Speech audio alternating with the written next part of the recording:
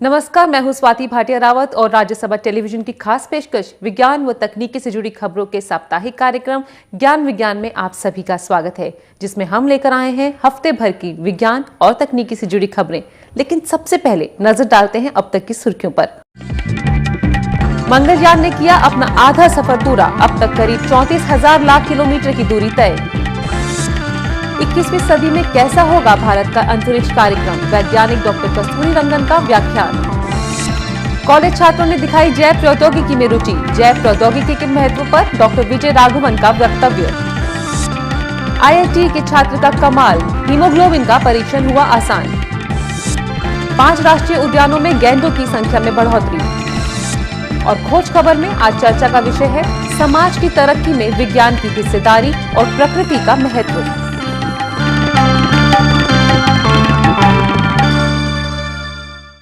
और अब खबरें विस्तार से। भारत के मंगलयान ने अपना आधा सफर पूरा कर लिया है। पिछले साल 5 नवंबर को भारत की अंतरिक्ष एजेंसी इसरो ने अपने अंतरिक्ष अभियान मंगलयान को मंगल ग्रह की ओर रवाना किया था। इस हफ्ते मंगलयान ने करीब 34,000 लाख किलोमीटर की दूरी तय कर ली है। अनुमान है कि मंगलयान 24 सितंबर 2014 तक मंगल ग्रह पर पहुंच जाएगा। पेश है हमारी ये खास रिपोर्ट। मंगल ग्रह की यात्रा पर निकले मंगलयान ने अपना आधा सफर पूरा कर लिया है। 5 नवंबर 2013 को छोड़े गए मंगलयान ने अब तक करीब 3,400 लाख किलोमीटर तक की दूरी तय कर ली है और माना जा रहा है कि ये अंतरिक्ष यान 11 महीनों का सफर तय कर 24 सितंबर 2014 को मंगल ग्रह पर पहुंच जाएगा। मंगलयान को PSLV C-25 की मदद से 5 नवंबर 2013 को भारतीय अंतरिक्ष अनुसंधान श्रीहरिकोटा के सतीश धवन अंतरिक्ष केंद्र से रवाना किया गया था। मंगलयान ने मंगल तक पहुंचने से पहले पृथ्वी की कक्षा को पार किया। इसके लिए यान ने 25 दिनों तक पृथ्वी का चक्कर लगाया, जिसके बाद 1 दिसंबर को ये यान पृथ्वी का प्रभावी क्षेत्र छोड़कर दीर्घ वृत्ताकार ट्रांसफर ऑर्बिट में घूमते हुए मंगल ग्रह की लंबी यात्रा पर निकल पड़ा। इसरो मंगलयान की निगरानी नासा JPL के जरिए लगातार कर रहा है और उसके मुताबिक मंगलयान अपनी पूर्व निर्धारित दिशा में अग्रसर है और इसके 5 उपकरण दुरुस्त हैं। दरअसल इस यान में 5 खास तरह के उपकरण लगाए गए हैं, जिनमें मंगल के बेहद ही संवेदनशील वातावरण में मीथेन की उपस्थिति का पता लगाने वाले सेंसर, एक रंगीन कैमरा और खनिज संपदा का पता लगाने वाले उपकरण आदि मौजूद हैं। अभी मंगलयान और पृथ्वी के बीच रेडियो संपर्क साधने में करीब 4 मिनट 15 सेकंड का वक्त लग रहा है और अंतरिक्ष वैज्ञानिकों के मुताबिक जल्द ही धरती से यान का संपर्क साधने के लिए हाई गेन एंटीना लगाया जाएगा, जिससे मंगलयान की पल पल की खबर रखी जा सकेगी।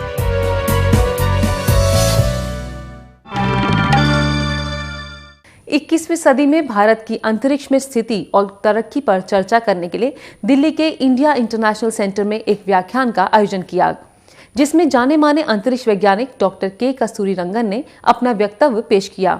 डॉक्टर कस्तूरी रंगन ने 21वीं सदी में अंतरिक्ष में भारत की स्थिति पर रोशनी डाली। 21वीं सदी में अंतरिक्ष के क्षेत्र में भारत की क्या भागीदारी होगी?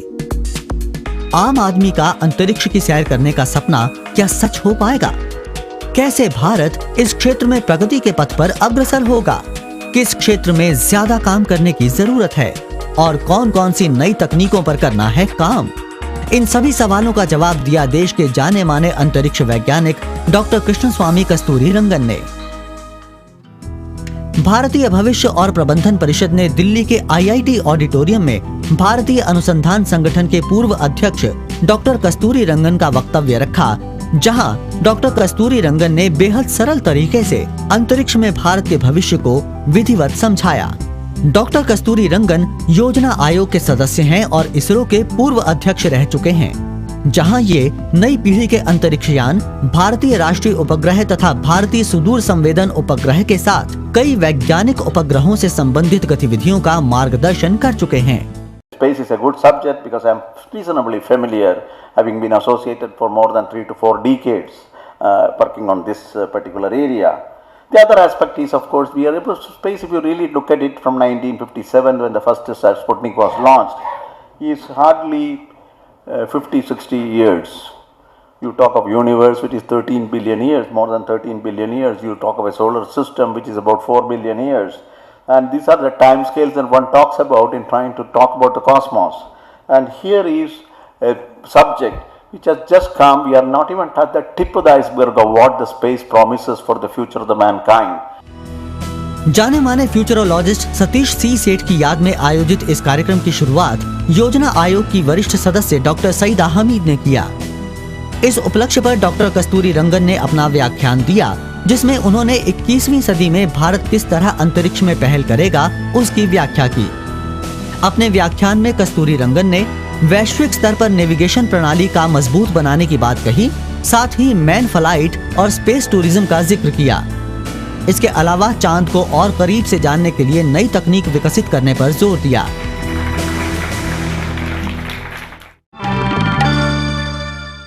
जैव प्रौद्योगिकी को प्रोत्साहन देने के लिए राजधानी दिल्ली में एक सेमिनार का आयोजन किया गया, जिसमें जैव प्रौद्योगिकी विभाग के सचिव डॉक्टर विजय राघवन ने विज्ञान के छात्रों के साथ जैव प्रौद्योगिकी के महत्व पर चर्चा की। 3 घंटे की इस चर्चा में छात्रों ने बढ़ चढ़कर हिस्सा लिया।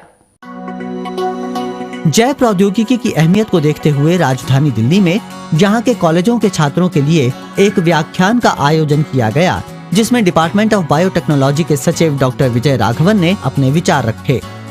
इस व्याख्यान का आयोजन विज्ञान एवं प्रौद्योगिकी मंत्रालय के जैव प्रौद्योगिकी विभाग ने स्टार कॉलेज स्कीम के तहत किया। स्टार कॉलेज स्कीम की शुरुआत 2008 में की गई थी और अभी तक इस स्कीम से करीब 96 कॉलेज जुड़ चुके हैं। स्टार कॉलेज स्कीम का मकसद कॉलेज के समग्र विकास के लिए विज्ञान के स्नातक विद्यार्थियों का रुझान जैव प्रौद्योगिकी में बढ़ाना है। इसी स्कीम के मद्देनजर राजधानी में विज्ञान से जुड़े छात्रों के साथ जैव प्रौद्योगिकी पर चर्चा की गई, जहां छात्रों ने दिलचस्पी दिखाई और इस कार्यक्रम में बढ़ चढ़कर हिस्सा लिया। आज जमाना बिना नुकसान ज्यादा फायदे का है और इस फॉर्मूले का नाम है जैव प्रौद्योगिकी। जैव प्रौद्योगिकी विज्ञान का अग्रणी क्षेत्र है। ये देश की वृद्धि और विकास में अहम भूमिका निभाता है। आजकल इसका प्रयोग अलग अलग किस्म की फसलों के विकास और विशिष्ट रूप से विकसित किस्मों के लिए किया जाता है। भारतीय प्रौद्योगिकी संस्थान के छात्र ने एक बार फिर अपनी काबिलियत का लोहा मनवाया है। आईआईटी दिल्ली के छात्र अंबर श्रीवास्तव ने हीमोग्लोबिन का परीक्षण करने के लिए ट्रू एचबी हीमोमीटर नाम का एक उपकरण विकसित किया है। क्या है ये उपकरण और क्या है इसके फायदे, आइए जानते हैं इस रिपोर्ट में। ये है भारतीय प्रौद्योगिकी संस्थान दिल्ली के अंबर श्रीवास्तव, जिन्होंने एक नायाब आविष्कार किया है जिसे ट्रू एचबी हीमोमीटर का नाम दिया गया है। दरअसल ये एक ऐसा उपकरण है जिससे हीमोग्लोबिन का परीक्षण आसान हो जाएगा।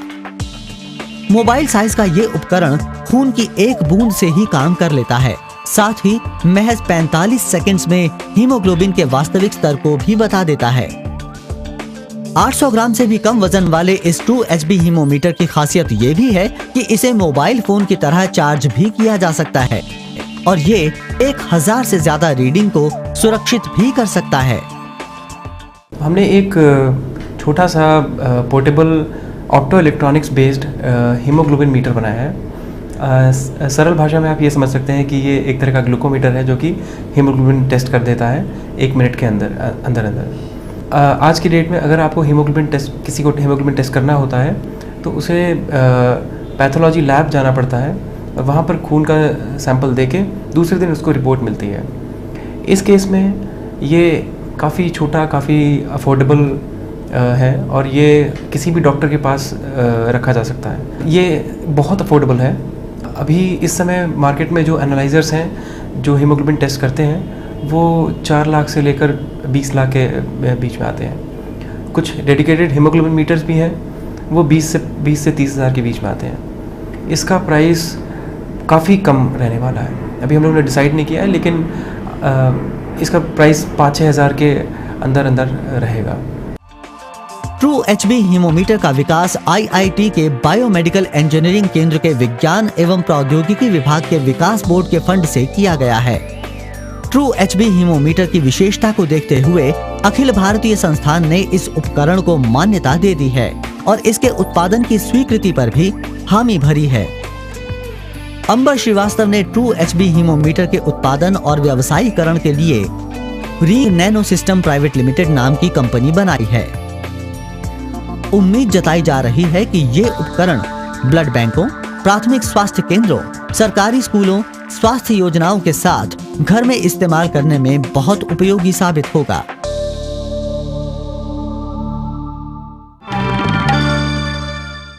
इस साल अगर आप गोरुमाड़ा और काजीरंगा राष्ट्रीय उद्यान घूमने जाएं, तो हो सकता है आपको बेहद ही दुर्लभ एक सिंगी गैंडा देखने को मिल जाए, क्योंकि अभी हाल ही में हुए एक जनगणना के अनुसार पश्चिम बंगाल के गोरुमाड़ा में गैंडों की संख्या 40 से बढ़कर 50 हो गई है और असम के काजीरंगा नेशनल पार्क में गैंडों की संख्या में 39 की बढ़ोतरी हुई है। देखिए ये खास रिपोर्ट।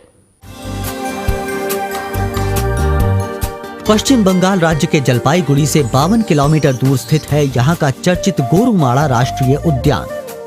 ये उद्यान अक्सर तरह तरह के जानवरों और पक्षियों से गुलजार रहता है। ये उद्यान गैंडों के निवास स्थल के रूप में खास तौर से जाना जाता है। इस महीने वन राज्य विभाग द्वारा आयोजित 2 दिवसीय जनगणना में गैंडों की तादाद में बढ़ोतरी हुई है। यहाँ गैंडों की संख्या अब 50 हो गई है, जो पिछले 100 सालों में सबसे ज्यादा है। गोरुमाड़ा के अलावा इसी राज्य में जलदापाड़ा राष्ट्रीय उद्यान है, जहां असम के काजीरंगा के बाद सबसे ज्यादा गैंडों का वास है। इस उद्यान में भी करीब 180 गैंडे रहते हैं। असम राज्य का अमूल्य धरोहर एक सिंगी गैंडा है, जो मुख्यतः काजीरंगा राष्ट्रीय उद्यान में रहता है। वहां भी जनगणना के अनुसार गैंडों की संख्या में 39 की बढ़ोतरी हुई है। इस साल काजीरंगा राष्ट्रीय उद्यान में 2329 गैंडे हैं, जबकि वर्ष 2012 में दुनिया में सबसे ज्यादा एक सिंगी गैंडा इसी उद्यान में थे, जिनकी कुल संख्या 2290 थी। पर वर्ष 2013 में इस इलाके में आए बाढ़ और शिकार की वजह से 125 गैंडों की मौत हो गई, जिसकी वजह से गैंडों की संख्या में उम्मीद से कम बढ़ोतरी हुई। हालांकि इन जानवरों का अवैध शिकार अभी भी राज्य के वन विभाग के लिए एक चुनौती बना हुआ है। इसी साल जनवरी से लेकर अभी तक करीब 12 गैंडों को शिकारियों ने अपना निशाना बना लिया है। इसके अलावा कम हो रहे जंगलों की वजह से भी इन्हें पर्याप्त भोजन नहीं मिल पाता। साथ ही दूसरे जानवरों का आक्रमण भी इनके लिए संकट बना हुआ है। हालांकि राज्य सरकार इन गैंडों की संख्या बढ़ाने और उनके सुरक्षा के लिए इंडिया राइनो 2020 नाम से एक मिशन की शुरुआत की है, जिसका मकसद साल 2020 तक गैंडों की संख्या 3000 तक पहुंचाना है।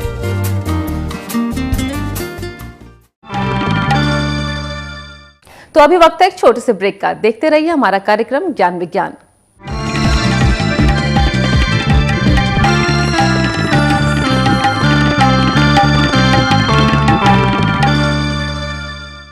ब्रेक के बाद एक बार फिर आप सभी का स्वागत है। आप देख रहे हैं साप्ताहिक कार्यक्रम ज्ञान विज्ञान।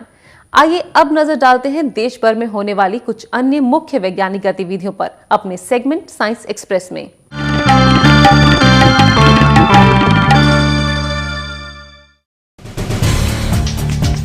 जल्द ही भारत में ऐसे बच्चे जो पीडियाट्रिक टीबी से पीड़ित हैं, वो जल्दी ठीक हो सकेंगे। 5 वर्ष से छोटे बच्चों को होने वाली पीडियाट्रिक टीबी के उपचार में आने वाली समस्याओं और बचपन में टीबी की बीमारी पर ज्यादा ध्यान न देने वाली बात को ध्यान में रखते हुए स्वास्थ्य और परिवार कल्याण मंत्रालय के एक विभाग Indian academy of paediatrics and child TB division ने बच्चों में होने वाली टीबी के समयबद्ध उपचार और इस बीमारी के प्रबंधन पर डॉक्टरों को प्रशिक्षित करने की योजना बनाई है। इस योजना के तहत निजी क्षेत्र और सरकारी स्वास्थ्य केंद्रों में कार्यरत मेडिकल ऑफिसर्स और फैमिली प्रैक्टिशनर्स को प्रशिक्षित किए जाने की योजना है। स्वास्थ्य और परिवार कल्याण मंत्रालय और public health foundation of India ने संयुक्त रूप से शराब नियंत्रण नीति के तहत शराब नियंत्रण स्वास्थ्य के नजरिए से परामर्श कार्यक्रम आरंभ किया है। इस परामर्श कार्यक्रम का उद्देश्य शराब की खपत पर विशेष ध्यान देने के साथ ही गैर संचारी रोगों को नियंत्रित करने के लिए एक सुसंगत रणनीति विकसित की जाएगी। स्वास्थ्य मंत्रालय में अतिरिक्त सचिव श्री के मिश्रा के अनुसार सरकार, सामाजिक संगठनों और समान विचारधारा वाले संगठनों द्वारा सार्वजनिक स्वास्थ्य के नजरिए से बहुहितधारक भागीदारी के द्वारा शराब सेवन की समस्या का समाधान करने की आवश्यकता है। इस परामर्श कार्यक्रम में शराब नियंत्रण पर एक श्वेत पत्र का मसौदा भी तैयार किया जाएगा। शराब नियंत्रण पर इस परामर्श से निर्मित श्वेत पत्र को अंत में सरकार के समक्ष रखा जाएगा। स्टेमरैड द्वारा गामा विकिरणों के बुरे प्रभाव से व्यक्तियों की रक्षा करने वाली बॉडी बेल्ट का निर्माण किया गया है।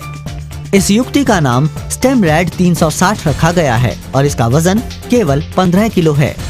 इस बेल्ट की संरचना त्रिविमीय है और ये बहुत ही अद्वितीय युक्ति है। ये युक्ति इसे पहनने वाले को करीबन 1000 रैट्स जैसे उच्च स्तरीय गामा विकिरणों से बचा सकती है। हालांकि ये पूरी तरह से बचाव नहीं करता है, ना ही ये आपको विकिरित क्षेत्र में असीमित समय तक रहने की अनुमति प्रदान करता है। हालांकि इस बेल्ट का अभी तक वास्तविक विकिरित वातावरण में परीक्षण नहीं किया गया है, फिर भी पुतलों के उपयोग से सिमुलेशंस विकिरण को अवशोषित करने में इस बेल्ट के प्रभाव की कुशलता का पूर्ण प्रदर्शन किया गया है। यदि आप प्रकृति प्रेमी हैं और दिल्ली में रह रहे हैं, तब आपके लिए ट्री वॉक के द्वारा नया सीखने और एंजॉय करने का एक अच्छा अवसर है। असल में ये कार्यक्रम नई दिल्ली स्थित BNHS कंजर्वेशन एजुकेशन सेंटर द्वारा चलाया जा रहा है। 20 अप्रैल 2014 को ट्री वॉक सुबह 7 से 9 बजे आयोजित की जाएगी। इस यात्रा के दौरान लोगों को लोधी गार्डन की वनस्पति संपदा से परिचित कराया जाएगा। इसके साथ ही हमारे जीवन में पेड़ों के महत्व से सभी को अवगत कराया जाएगा। अधिक जानकारी के लिए cecbnhsdelhi@gmail.com से संपर्क किया जा सकता है। समाज के विकास में विज्ञान का बहुत बड़ा हाथ है। अब वक्त आ गया है कि हम अपने देश को आर्थिक रूप से मजबूत बनाने के लिए विज्ञान एवं प्रौद्योगिकी के विकास में पूरी तरह से जुट जाएं। पर हमें इस बात का को नुकसान ना पहुंचाएं, यानी कि प्रकृति के दायरे में रहकर समाज को प्रौद्योगिकी के माध्यम से मजबूत बनाना है। ये थोड़ा मुश्किल जरूर है, पर आगे की पीढ़ी हमारे प्रकृति का लुत्फ उठा सके, इसीलिए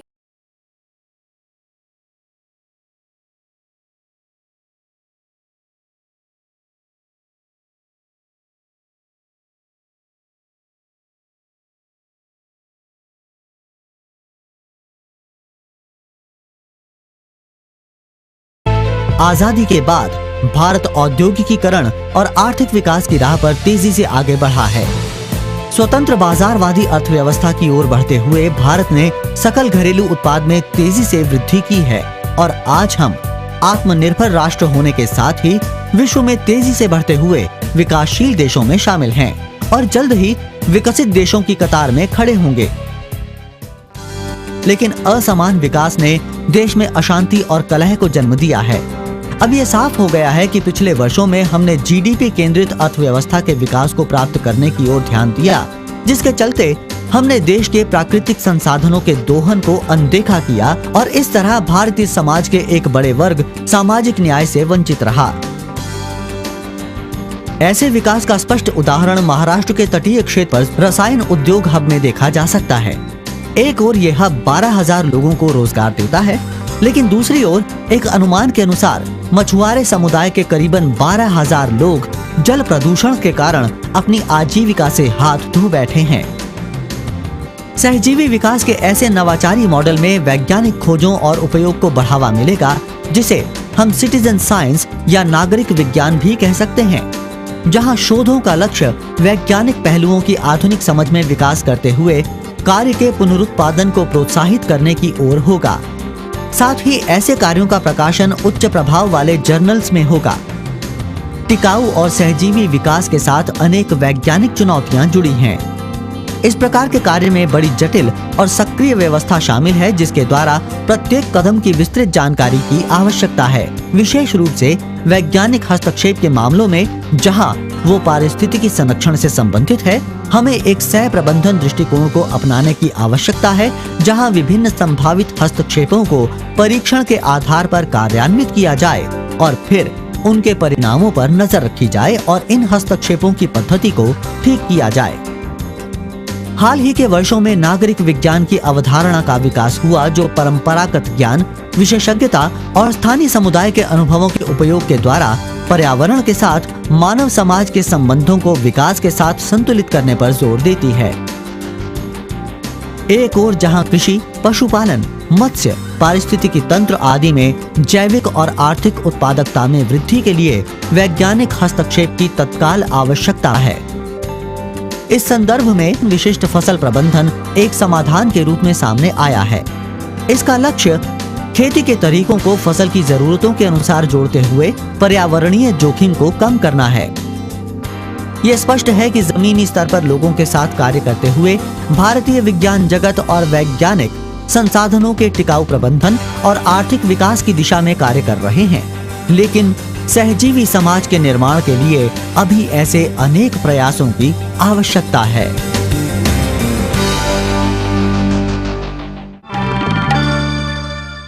और क्या है इस सप्ताह के इतिहास में विज्ञान का योगदान, जानेंगे अपने सेगमेंट इतिहास के पन्नों में।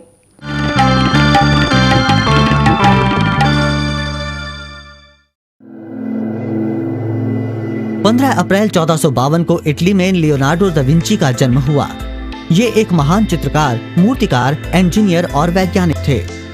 लियोनार्डो को बचपन से ही रंगों से खेलना पसंद था। ये रंगों को सही मात्रा में मिलाने के साथ साथ धातु पर प्रकाश और ज्यामिति के प्रयोग में माहिर थे। 16 अप्रैल 1853 को भारत के इतिहास में नए युग का सूत्रपात हुआ। इसी दिन मुंबई में बोरी बंदर से ठाणे के बीच पहली यात्री रेल चलाई गई, जिसने बोरी बंदर से ठाणे के बीच 34 किलोमीटर की दूरी तय की। ऑरविल राइट, जिनका जन्म 16 अप्रैल 1867 को हुआ। ऑरविल राइट ने अपने भाई विल्बर राइट के साथ मिलकर हवाई जहाज का निर्माण किया। उसके बाद इन भाइयों को राइट ब्रदर्स के नाम से जाना जाने लगा। इन्होंने 17 दिसंबर 1930 को संसार की सबसे पहली सफल मानवीय हवाई जहाज में उड़ान भरी।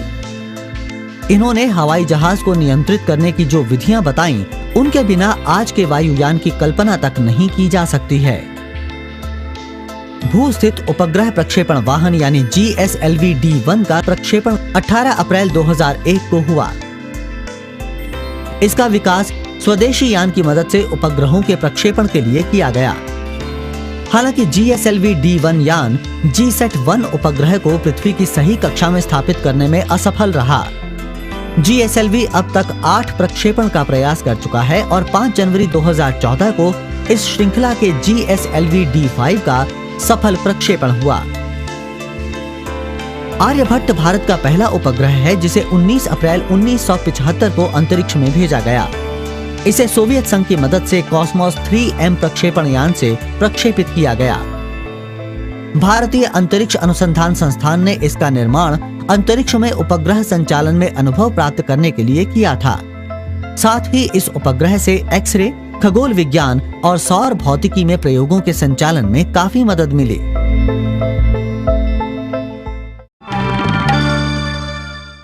तो ज्ञान विज्ञान में आज इतना ही। आपको हमारा ये कार्यक्रम कैसा लगता है, इसके बारे में आप अपने सुझाव और प्रतिक्रियाएं हमें ईमेल कर सकते हैं। हमारा ईमेल एड्रेस है news@vigyanprasar.gov.in। आप चाहे तो हमें पत्र भी लिख सकते हैं। हमारा पता है विज्ञान प्रसार, C24, कुतुब इंस्टीट्यूशनल एरिया, नई दिल्ली 110016। तो आज के अंक में बस इतना ही। विज्ञान और तकनीकी से जुड़ी खबरों के इस साप्ताहिक कार्यक्रम में अगले हफ्ते फिर मुलाकात होगी। तब तक के लिए हमें दीजिए इजाजत और देखते रहिए राज्यसभा टेलीविजन। नमस्कार।